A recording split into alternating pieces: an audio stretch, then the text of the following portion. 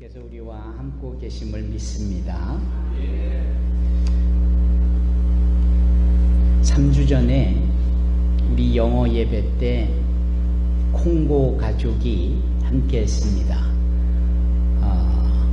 이 벤이라는 형제 남편과 그의 아내 조조라는 이름을 가진 키자 조조 자매까지 해서 애들이 5명이었습니다. 한 가족이 참 복되지요. 그래서 저희가 주로 카메룬 형제 자매들만 모이는데 그 밑에 콩고까지 위치한 나라에서 오게 되니까 과거에 또 우리 산소망교회 콩고 영어권 불어권이 다 있었기 때문에 반가웠죠. 그런 일이 있었습니다.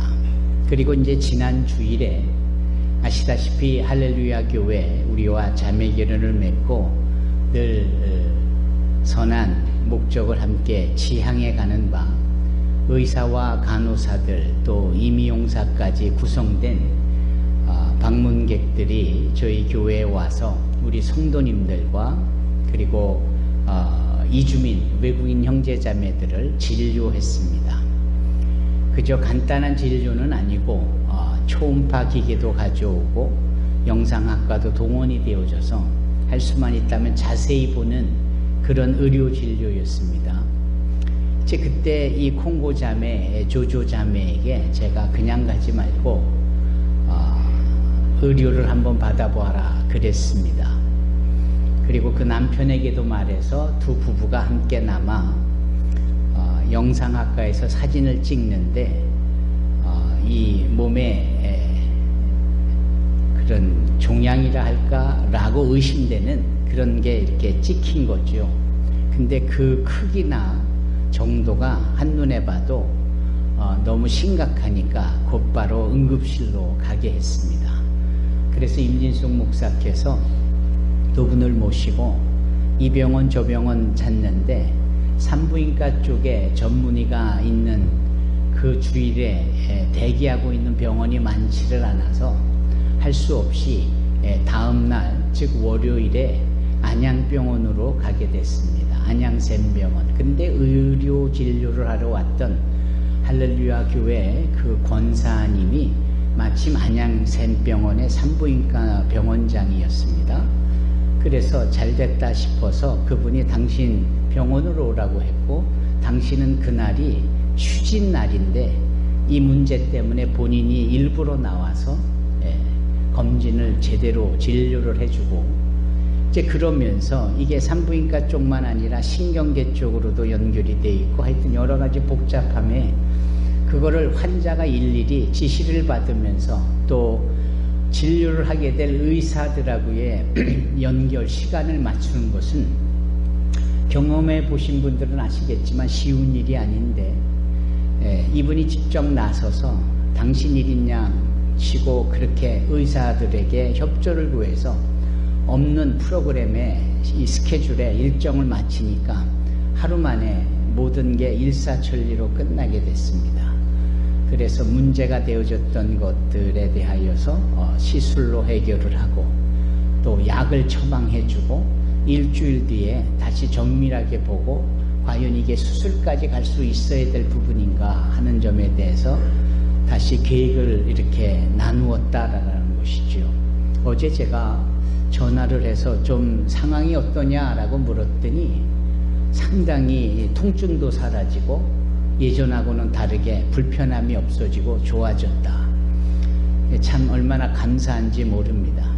제가 이 일련의 상황을 시간별로 쭉 설명을 해드리는 것은 그때그때마다 그저 있을 법한 일이라고 생각이 들지만 어찌 보면 3주 전에 우리 교회에 나오고 1주 전에 그렇게 의료 진료 시간에 참여하고 그저 통증은 심각하게 느꼈지만 표현하지 않은 가운데에 그것이 발견되어지고 응급조치가 되어지고 그러면서 마음의 평안을 얻고 육신의 질병도 나아지는 상황이 있고 이런 얘기를 쭉 들으니까 이게 시간을 주관하시는 하나님의 역사가 아니고서야 이렇게 예비해 놓으신 것이 아니고서야 이렇게 일들이 잘 진행될 수 있을까라는 생각을 한 번 더 하게 됐다라는 겁니다. 이제 이런 점에 있어서 우리의 모든 상황을 아시고 인도해 주시고, 우리는 당장 내일, 아니 1시간 뒤에 어떤 일이 일어날는지 알지 못하지만 모든 것을 주관하시고 아시는 하나님께서 우리를 인도하시고 보호해 주실 것을 믿습니다. 출애굽기 23장에는 애굽에서 종살이를 하던 당신의 백성들을 애굽에서 인도하실 때 하나님께서 구체적으로 어떻게 말씀을 하시는고 하면은, 내가 네가 가는 길에 앞서 사자를 두어, 여기서 사자라면 그 동물 으르렁거리는 사자가 아니라 천사를 둔다 이런 말입니다. 천사, 하나님의 영의 종, 이 천사 사자를 두어서 너희를 보호하고 너의 갈 길을 예비해 놓겠다 이렇게 말씀합니다. 과연 하나님은 우리의 모든 인생을 예비하시고 인도하시는 분이신 줄로 믿습니다. 그러면 택한 이스라엘 백성들이니까 그렇게 하셨겠지, 과연 그럴까요? 이사야 45장을 읽어보면 하나님께서 사이러스, 즉 고레스라는 이방 왕에게도 이런 말씀을 합니다. 내가 너보다 앞서 모든 길을 평탄케 하고 앞에 놓여있는 논문을 쳐 부수어내고 그 논문에 걸려있는 쇠빗장을 꺾어낼 것이다. 내가 너로 하여금 감춰져 있는 흑암 가운데 있는 재화와 보물을 발견하게 할 것이다. 동일한 하나님의 말씀인데 말씀을 받는 당사자들은 한 사람들은 이스라엘 사람들이었고 한 사람들은 이방, 그러니까 바벨론 사람이었고, 하나님 편에서는 모두에게나 이 세상에 존재하는 모든 이들에게 동일하게 역사하시고 예비하시는 좋으신 하나님인 줄로 믿습니다. 하나님은 이렇게 앞서 행하시는 분이십니다. 그러므로 하나님께 우리의 인생의 길을 맡기면, 그 앞서 행하시는 하나님께 모든 것을 의탁하면 우리의 삶이 어떻게 될까요? 안정적이 되고 보호가 되어지고 은혜가 넘치게 되어지고, 그래서 늘 하나님이 예비하신 길로, 복된 길로, 존귀한 길로 나가게 되어지지 않겠습니까?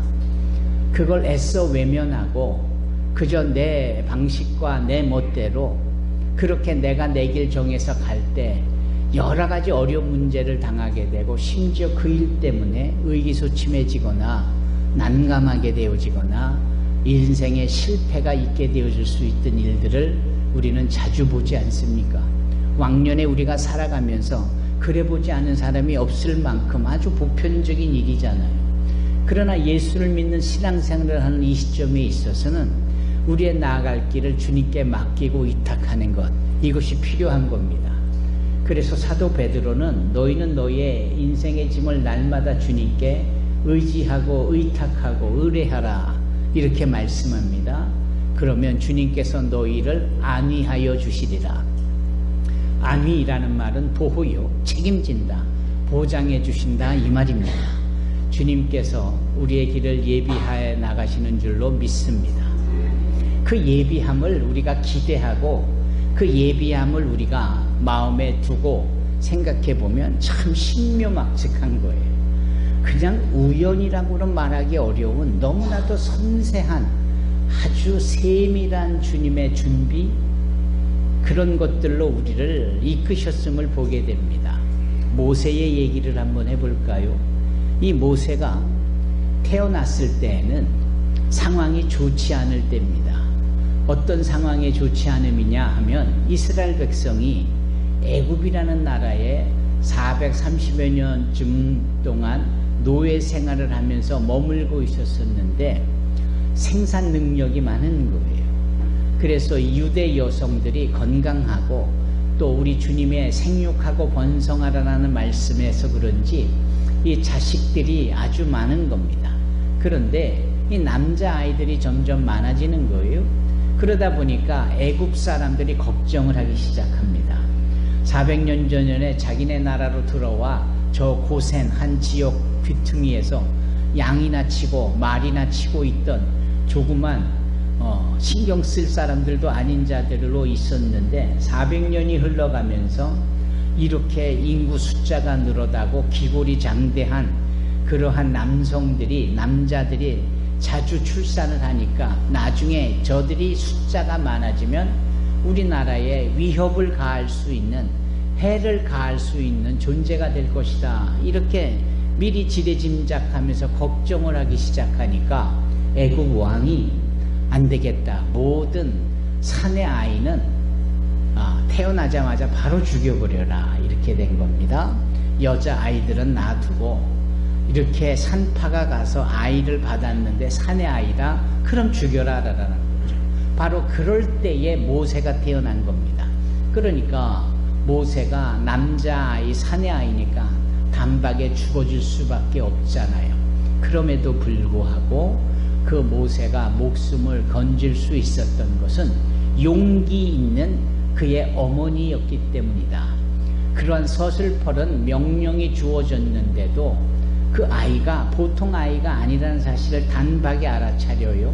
여기서 보통 아이가 아니라는 것은 그저 내 새끼니까 그냥 어미의 심정에서 보호하려는 그런 본능을 넘어선 그 아이의 얼굴의 준수함을, 그 아이의 얼굴의 잘생김, 이것이 우리나라 성경에는 그렇게 표현하고 있지만 그걸 히브리 원어로 보면 하나님의 비전이 담겨져 있는 이 뜻입니다. 어미로서 갓난아이를 막 출산해서 그 아이를 딱 본 순간 하나님의 특별한 계획이 이 아이에게 예비되어졌음을 보고 이 모세의 어머니 요게벳이 용기를 내어 자신이 키워보는 겁니다. 할 수 있을 만큼.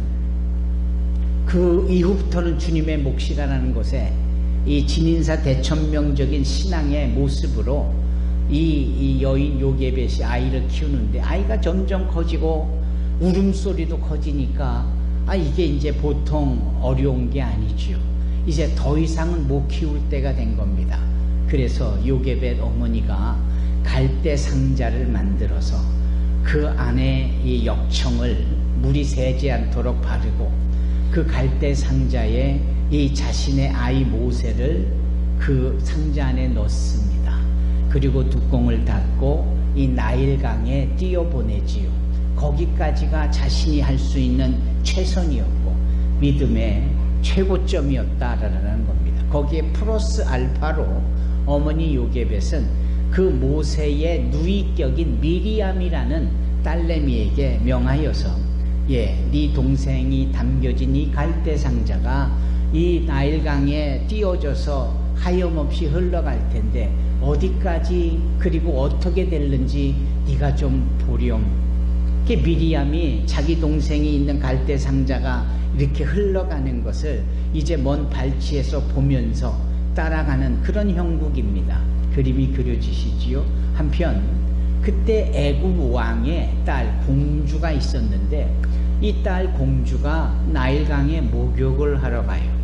아시다시피 나일강은 크로코다일, 악어도 있고 코브라, 뱀도 있고 온갖 해로운 그러한 맹금류들이 있지 않겠습니까? 맹수들이, 좋지 않은 파충류들이. 그런데 거기에 목욕을 하러 간다. 그것도 일반 여인이 아니라 한 나라의 왕의 딸이. 왜 그랬을까? 그들에게는 믿는 구석이 있었는데요. 그 믿는 구석은 뭐냐면 아이가 없는 여인이 나일강에 가서 목욕 재개를 하면 아이가 들어선다, 이런 생각이 있는 겁니다. 그래서 이 애굽 공주가 아이를 얻기 위하여서 나일강에 가서 목욕을 하는 거예요. 그때 함께 갔던 시녀들이 공주가 옷을 벗고 목욕을 하니까 먼 발치에서 시녀들은 시녀들대로 있는 겁니다. 그림이 그려지시지요? 그런데 이 나일강 이 두 개는 갈대밭이 무성하잖아요. 그런데 놀랍게도 그 갈대밭 사이로 갈대 상자가 이렇게 흘러가는 것을 이 공주가 목욕을 하다가 그걸 보는 겁니다. 시녀 보고 가서 저게 뭔지를 건져오라고 하지요. 시녀들이 가서 이 갈대로 만든 이 상자를 갈대밭 사이에서 꺼내와 가지고 공주 앞에 가다 놓았죠. 공주가 그걸 딱 여는 순간 그 안에 무엇이 있습니까? 아기가 있는 겁니다. 아기가. 그 아기가 있는데 그 아기를 한눈에 보자마자 유대인이라는 사실을 알게 돼요. 왜냐하면 아기를 강보에 쌓일 때 이 베네 쪼고리 같은 걸로 몸을 쌓아서 그 안에 넣었을 때인데 그 노예들, 히브리 노예들이 쓰는 천조각으로 된 강보에 쌓여있으니 한눈에 봐도 노예 자식 아닙니까? 그런데도 자기가 아이를 얻으려고 목욕까지 하러 왔는데 이렇게 얻은 생명이니 고민이 드는 겁니다. 기껏 얻은 생명인데 이 노예라니 어떨까? 바로 그 순간에 이 아이가 우는 겁니다. 으앙 하고 우는 거예요. 그러니까 이 여인의 마음에 측은지심이 생기고 여인으로서 엄마로서의 본능과 같은 것이 그러면서 그 아이를 얻게 되어질죠. 그때 짠하고 또 미리암이 등장을 해서 이 아이가 보니까 이제 막 태어난 아이인데 어디 젖을 물릴 유모를 제가 구해 주실까요? 그랬더니 그러라고 해서 이 미리암이 이 모세 아이의 진짜 엄마인 요게벳을 유모로 끌고 와 젖을 물리게 하죠. 그랬더니 이 공주가 하는 말이 아예 데리고 가서 젖을 물리고 키워라. 때가 되면 내가 거두리라. 그래가지고 데리고 가서 젖을 물리면서 키우는 겁니다. 그리고 이제 건장하게 되어졌을 때 이 공주가 모세를 자기가 사는 애굽 궁으로 양자처럼 들이놓고 그때부터 모세는 애굽의 왕자로서 모든 고등학문을 배우면서 무예를 익히면서 최고의 사람으로 자라가게 되어지는 거죠. 이것은 픽션이 아닙니다. 이것은 실질적으로 성경이 말하는 논픽션이요 실제적으로 있었던 사건입니다. 이것은 저의 이야기가 아니라 출애굽기 2장에 나와 있는 내용입니다. 그러면 이 내용을 자세히 살펴보면 이 내용 속에 참 기가 막힌 일들이 있는 거예요. 어떤 기가 막힌 일이냐면 타이밍적인 요소예요. 모세를 더 이상 키울 수 없어서 갈대 상자에 넣어 나일강에 띄어보낼 때 그때 누구도 감히 견줄 수 없는 권위를 가진 애국 왕의 딸 공주가 목욕하러 오고 또 하나 갈대밭 사이에서 갈대 상자를 찾아내기란 보통 어려운 일이 아닐 텐데 그냥 이게 한 방에 눈에 띄는 겁니다. 가져와 보니 아기를 원했던 여인 앞에 아기가 들어있는 갈대 상자였고 노예 아이랑 어떡하지라는 고민이 들 때 아기가 앙 하고 그때 울면서 이 마음을 확 사로잡고 그때 미리암이 또 등장하고 그때 요게벳의 젖을 물리는 유모로 연출이 되어지고 보세요. 일련의 상황이 다 우연일까요? 그렇지가 않습니다. 정말 깊이 관여하고 계시는 우리 주 하나님의 섬세한 역사여 예비하신 그분의 계획이시지 않습니까? 그런 일로 인하여서 모세가 그 이스라엘 백성들을 애굽에서 이끌어내는 출애굽의 사건으로 이어지면서 아까 말씀드렸던 출애굽 23장에 하나님이 너희들의 가는 길에 앞서 사자를 보내어 너희를 보호할 것이다 라는 그 말씀이 과거 모세의 가정 안에서도 있었고 장차 이스라엘 백성들에게도 있었고 4,000년이 지나 그 말씀을 우리가 듣고 믿는 우리에게도 우리의 삶에 하나님께서 우리의 인생의 길에 사자를 보내어 우리를 예비하신다라는 말씀과 동일하게 적용할 수 있는 부분이 아닙니까? 여러분, 하나님의 예비하심입니다. 그 하나님의 예비하심이 저와 여러분들의 삶에도 고스란히 나타나게 되는 줄로 믿습니다. 룻이라는 이방 여인이 있었습니다. 모압 족속인데 자기 시어머니 나오미를 따라서 베들레헴으로 오잖아요. 그 이야기가 룻기 이야기입니다. 룻기 이야기는 1장, 2장, 3장, 4장으로 되어 있는데 짧은 장수에 보면 참 섬세한 하나님의 예비하심이 담겨져 있는 거예요. 첫째로 그 시어머니 나오미의 집안이 아주 풍비박산난 대가 끊긴 땅덩이 하나도 없는 정말 삿갓뱀이조차도 없어 보이는 그러한 가난한 집안이었습니다. 이제 거기에 시집을 온 이 모압 여인, 오늘날로 치면 다문화 가정의 며느리 출신인 이 룻 이야기인데, 그 상황에서 자신은 시어머니 나오미를 따라 그 모압을 떠나 베들레헴으로 돌아가는 겁니다. 이 두 여인이 돌아가는데 이게 금이 한양을 한 게 아닙니다. 이게 쫄딱 망하고 남편도 죽고 두 아들도 죽어서 이제 남자란 다 잡아먹었다라고 여겨질 만한 그런 입장에 있는 나오미. 그래서 그 스스로가 내 이름을 나오미라 부르지 말고 스디슨 마라라 불러다오라고 스스로 자기의 인생에 대하여 박복하다라고 표현했던 그 여인의 귀한 길은 금이 한양이 아니라 누구에게도 돌 판매질을 당할 만큼 심각한 상황이 있었는데, 거기에 또 혹처럼 하나 누가 따라오는데 그 사람 취급받지 않은 모압 족속의 여인, 모압 며느리 룻이라는 자 아닙니까? 이런 상황을 보면 정말 실패의 끝자락 벼랑에 서 있는 그런 모습입니다. 그런데 룻기 1장 끝절을 보면 이 두 고부가, 여기서 고부는 시어머니와 며느리라는 표현인데, 이 고부가 베들레헴으로 다시 돌아가기를 작정하고 베들레헴에 도착을 할 때가 언제였느냐? 그때가 바로 보리 추수할 때더라 라는 타이밍의 때를 성경은 말하고 있습니다. 그걸 알아서 맞춰간 것도 아닌데 가다 보니까 보리 추수할 때더라. 여기저기 추수하면서 인심들이 좋아지고 먹는 것을 나누게 되고 풍년가를 부르면서 여기저기서 열심히 일하는 그런 타이밍 때에 이 두 사람이 왔으니 사람들이 관심을 크게 갖지도 않을 뿐더러 또 환대할 수 있는 상황이 열린 겁니다. 이 시간의 타이밍을 누가 정한 겁니까? 하나님이 정하신 거죠. 그런데 이 나오미의 며느리 룻이 재가를 합니다.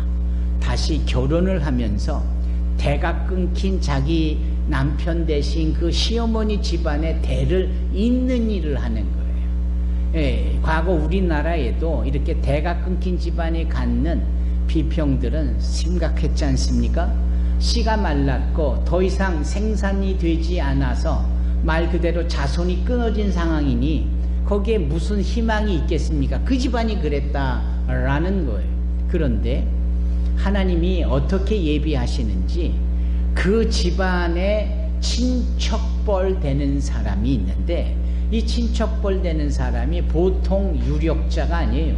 사람들에게 존경받고 하나님 보시기에도 신앙이 좋고 얼마나 사람이 후덕한지 나눠주기를 좋아하고 어려운 자를 돕는 일을 하고, 거기다가 우리 일의 표현으로 치면 뭐 만석군 정도 될 만큼 땅도 많고 농사도 크게 짓고, 그런데 뭐 그때는 보리 추수할 때니까 여기저기서 서로 다른 땅에서 추수할 때인데, 이 부지런한 이방 며느리 룻이 자기 시어머니에게 필요한 음식을 얻으려고 일을 하러 나갑니다.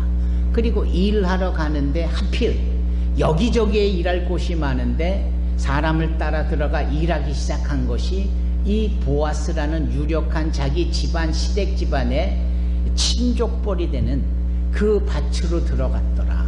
여기서부터 something special이 생겨나는 겁니다. 이게 시간만 주관하시는 하나님의 예비하심이 아니라 공간적인 부분까지도 예비해 놓으시더라.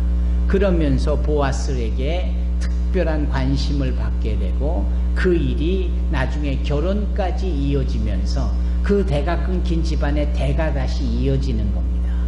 그리고 거기에 땅땡이 하나 없었던 그 집안에 기업 물을 자인 이 보아스로 인하여 땅이 생기고 부동산이 생기고 잃었던 재산들이 회복되어지는, 모든 것이 원상복귀를 넘어 더 부하게 되어지는 해피엔딩의 스토리로 전개되어지는 것이 룻기 이야기입니다. 소설이 아닙니다. 픽션이 아니에요. 이 또한 논픽션으로 역사적으로 있던 것입니다. 바로 이 상황에서도 우리가 자세히 보면 한 애굽에 있는 이스라엘 백성들을 이끌어내시려는 예비함 속에 그런 모세의 이야기에 관여하셨던 그 하나님이 한 집안에 풍비박산난 것을 세우기 위하여서 관여하시고 개입하시고 예비하심의 역사를 시간과 공간과 상황으로 인도하시더라. 이게 보통 일이 아니다라는 겁니다. 그리고 이와 같은 일들을 우리 또한 기대하고 소망할 때 우리에게도 동일한 역사를 행하시는 하나님의 예비하심이 있게 될 줄로 믿습니다. 그분은 어제나 오늘이나 영원토록 동일하신 분이세요. 루세만 역사하신 하나님이 아니시라 지금 2025년 9월을 사는 우리에게도 동일하게 역사하시는 분이신 줄로 믿습니다. 아멘. 자, 오늘 우리 리아가 읽은 본문의 말씀을 가보십시다. 이 본문에 가보면 어떤 일이 벌어집니까? 여러분들과 같은 직분의 집사의 이야기예요. 이름이 빌립이라는 집사인데 이 빌립 집사가 부지런할 뿐 아니라 하나님의 말씀에 순종하는 집사였어요. 하나님이 사마리아에 가서 말씀을 전하라고 했더니 네 하고 가서 사마리아에 가서 말씀을 전하는데 그 말씀의 능력과 이 기사, 이적, 표적, 기적들이 얼마나 많은 사람들의 감동을 얻게 되는지 그 보고를 받은 예루살렘 교회가 야, 집사 한 사람이 한 마을 전체를 복음화하는구나. 그래서 사도 두 사람을 보냅니다. 베드로와 요한을 보내는데 이 베드로와 요한이 가서 또 말씀을 전하고 성령을 받게 하니까 그 사마리아상 전체에 성령이 충만한 역사로 이어지는 이야기가 이 사도행전 8장입니다. 바로 그때에 하나님께서는 빌립을 또 대상으로 말씀하시기를 빌립아 너는 지금 저 가사로 내려가는 예루살렘에서 가사로 내려가 그 끝자락에 시작되는 광야길로 가라. 이렇게 명령하시는 것이 아닙니까? 빌립이 거기서 또 순종하여 그곳을 갑니다. 보십시다. 그곳이 광야인데 광야는 오늘날로 치면 손쉽게 이해하려면 사막이다 뭐 이런 뜻일 수도 있는 거예요. 근데 사막하고 좀 다른 게 이 광야는 돌무더기도 곳곳에 있고 또 여러 가지 이 파충류를 비롯하여 독사와 같은 맹수들도 드글드글대는 곳입니다. 이 광야는 이제 그런 점에 있어서 사막하고는 사뭇 다르지요. 그래서 길을 잃어버리기가 쉽고 오히려 사막은 곳곳에 오아시스가 있어서 나름대로 물을 얻을 수 있는 곳이기로 생각할 수 있는데 반하여 광야는 그렇지가 않은 겁니다. 아무것도 없는 곳, 정말 아무것도 없는 곳이 광야, 그것을 설명하는 설명의 내용입니다. 그곳을 가라시는 거예요. 그곳에 딱 갔더니 그 가는 곳에서 누구를 만납니까? 아프리카의 이티오피아의 왕인 간다게라는 사람의 그 내시로서 밑에 종이죠. 이 내시가 예루살렘에 갔다가 다시 이티오피아로 돌아가는 중에 있는 이 일단의 무리를 손쉽게 보게 되어진 겁니다. 이 광야라는 곳이 아무것도 없는 곳인데 가보니까 있더라. 누가 있느냐? 하나님이 예비해 놓으신 아프리카의 첫 열매가 되어질 에티오피아의 왕의 신학격인 내시가 있더라. 마차를 타고 가는 거예요. 그런데 그냥 마차를 타고 가지 않고 그 마차에서 하나님의 말씀을 읽으면서 가는데 이사야 말씀을 읽고 가는 거예요. 근데 자세히 들어보니까 이사야 53장 말씀을 읽고 가는 거예요. 그 메시아 예수께서 장차 이 땅의 구원자로 오시면서 십자가에 달려 죽으시기까지 고초를 당하시나 그 모든 것을 말없이 순복, 순적 그거를 다 받아들이시는, 그래서 마치 양이 도살장에 끌려갈 때 아무 소리도 내지 않고 순종해 가는 이 내용의 말씀이 이사야 53장에 있건데 하필 그 내시가 마차 안에서 그 말씀을 읽고 가는 거예요. 바로 그때에 빌립이 거기 앞에까지 가게 된 겁니다. 그리고 이제 빌립이 묻는 겁니다. 지금 무슨 말씀을 읽느냐, 그 말씀을 읽을 때 이해가 되느냐 라고 했더니 내시가 이 가르쳐주는 사람도 없는데 내가 이 읽기는 읽어도 어떻게 이해할 수 있겠느냐 라고 대화가 이루어지면서 그 빌립을 마차에 태우니 그 마차에 내시가 앉아 있고 빌립이 앉아 있는 겁니다. 그리고 그 앞에는 조금 전까지 읽었던 이사야 53장의 말씀이 있는 것이고, 그래서 오늘 본문에 이 말씀으로부터 시작해서 빌립이 그 사람에게 예수님에 관한 복음을 전했습니다. 이렇게 된 겁니다. 이제 그러니까 이제서야 내시가 자기가 뭔 뜻도 모르고 하나님의 말씀이라고 읽고는 했었는데, 이때 등장한 길 가던 빌립이 마차에 승선을 하고 성경을 가르치고 깨달음을 얻게 되어지니 이게 보통 은혜요 감동이 아니잖아요. 그런데 놀랍게도 그 가던 길에 또 물웅덩이가 턱 있는 겁니다. 아까 광야는 이런 것이 없는 곳이 광야의 특징이라고 했는데, 가던 길에 물웅덩이를 찾아간 것도 아닌데 가다 보니까 물웅덩이가 기다리고나 있듯이 딱 예비되어 있는 것 아닙니까? 그러자 본문에 뭐라고 합니까?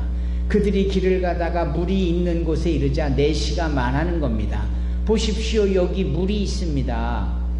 제가 세례를 받는데 무슨 문제가 될 게 있을까요?